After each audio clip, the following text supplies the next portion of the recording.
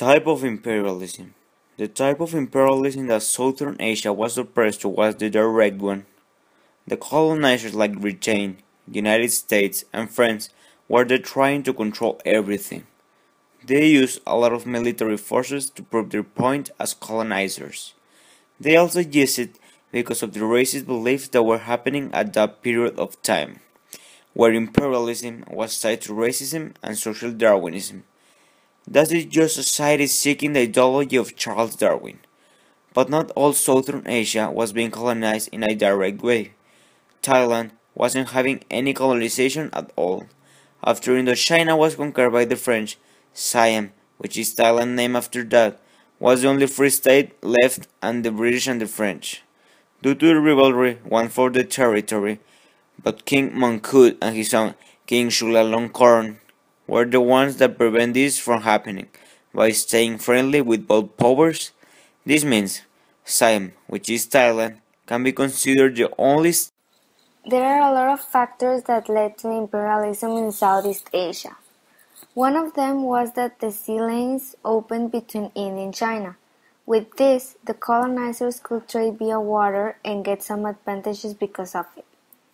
Another cause was that with this colonization, they could have profitable crops of coffee, indigo, and spice to trade and make money.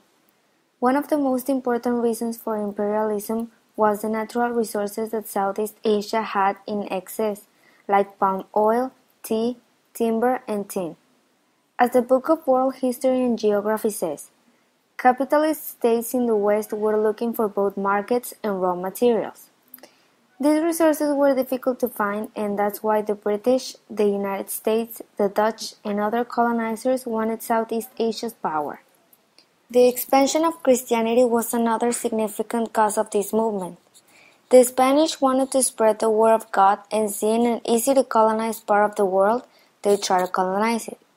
Also, with all the fighting for the colonization of Southeast Asia, the rivalry between the United States and European powers increased, and they felt the need to be better than their opponent by having more lands.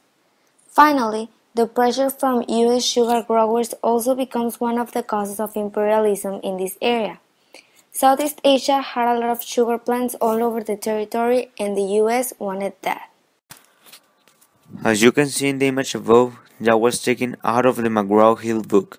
All of the Southeast Asia was being colonized by a variety of countries that want different types of things from this part of the world. The British, shown in orange, had a lot of territory of Southeast Asia, including Brunei, North Borneo, Malaya, Burma, a part of New Guinea, and Singapore. The Dutch also had a large part of territory, with Borneo, the other part of New Guinea, Celebes, Java, and Sumatra. And all of this together was called the Dutch East Indies, seen in the purple parts. The French only had Indochina, shown in light green. The Germans were the ones that had the most little amount of territory, that you can see in the little yellow part, that is Kaiser Wilhelmsland.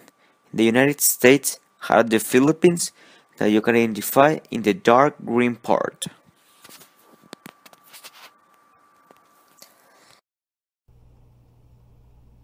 Not a single territory would want someone else to come and try to colonize them as if they had no free will. Obviously, Southern Asia put up some resistance, more in some parts than others. One example of the resistance is the post-war resistance to French rule. As it says in a source we found, Ho Chi Minh led a broad of nationalists and communists to declare an independent Republic of Vietnam. They launched a war against French authority because they didn't want them to govern the colonies of French Indochina. The conflict lasted about 8 years, and the French were little by little taken out of power, due to guerrilla and jungle fighting. In 1954, 10,000 French troops surrendered. Another example of resistance were all the peasant revolts that occurred all over the territory. Peasants were driven off the land for agricultural plantations, and then they vented at the foreign invaders. All of the resistance did not lead anywhere because they were overcome by Western powers. Later, a new form of resistance emerged consisting of nationalists, and leaders were westernized, intellectuals in the cities. First, they were weak and did not demand a lot. Then, they just defended the economic interest of religious beliefs. But after that, they started demanding national independence and actually started to achieve something.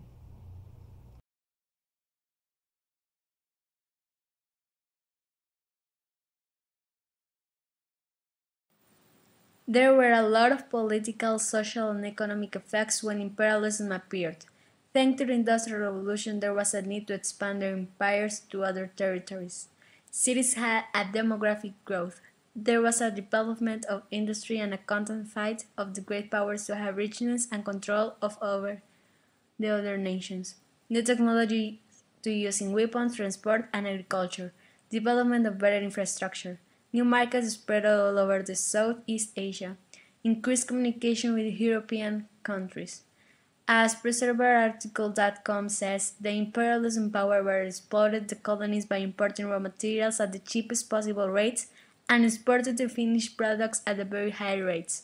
The colonial powers introduced efficient systems of administration in the country, led the raising of slavery. They also tried to cripple local industry, trade, and commerce by enacting necessary industrial and taxation laws. As a result of imperialism, Christianity became a thriving religion in many Asian countries. Now, we're going to analyze primary sources so we can know about the different perspectives people had. Colonizers' perspective. American imperialism. This is a primary source which shows what the American colonizers thought about the colonization process and taking Asia. Mr. President, the times call for a candor. The Philippines are ours forever, and just beyond the Philippines are China's illimitable markets. We will not retreat from either. We will not abandon an opportunity in Asia. We will not renounce our part in the mission of our race, trustee under God of the civilization of the world. Senator Albert Beveridge from a speech before U.S. Senate, January 9, 1900. This speech clearly shows the colonizers' posture, which was not to stop even if they would have to confront any type of problems. They wanted to be the masters of the world, realized they could hold even more territory, and were thirsty for power. What they wanted was to establish their empire in Asia, and were not afraid of what could come after. The second source is about the colonized people perspective. As the times and the course of things in our country have changed, it is essential to promote the advancement of all our academic and technical knowledge and to prevent it from crumbling or giving it to competition from the outside. In order to achieve this, it is imperative to make haste in education so the knowledge and the ability will increase. Royal Proclamation in Education by King Chulalongkorn. This brief speech shows that although they were being ruled by foreign powers, countries remained together because of the people's posture and positiveness about the situations they were living. They wanted to improve school so the traditions would not completely be stolen. They saw the problems the best way they could. They could be politically affected, but their spiritual union and hope prevailed above everything.